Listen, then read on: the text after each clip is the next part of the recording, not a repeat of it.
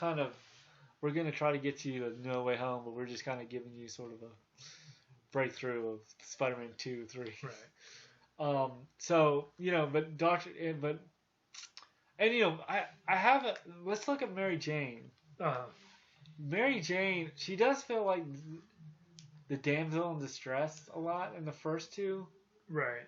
You know, and which I think works for Spider-Man for a superhero movie, but she's not dumb.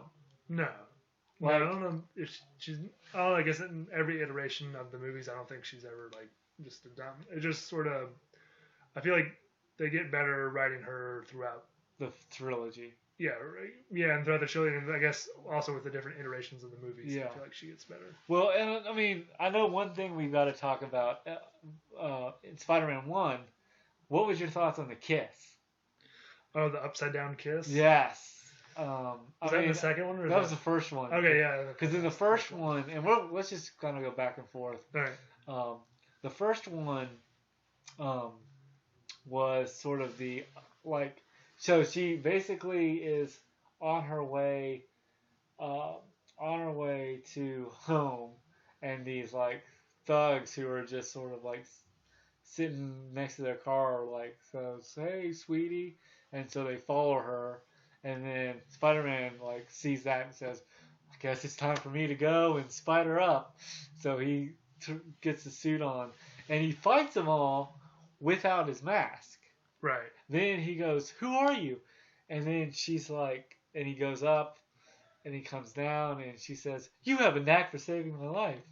And he says, yeah, I was in the neighborhood, and then he rolls it up, and the kiss. I mean, Right, that kiss was so.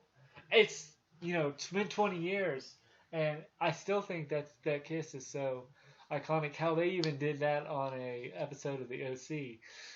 I didn't know that.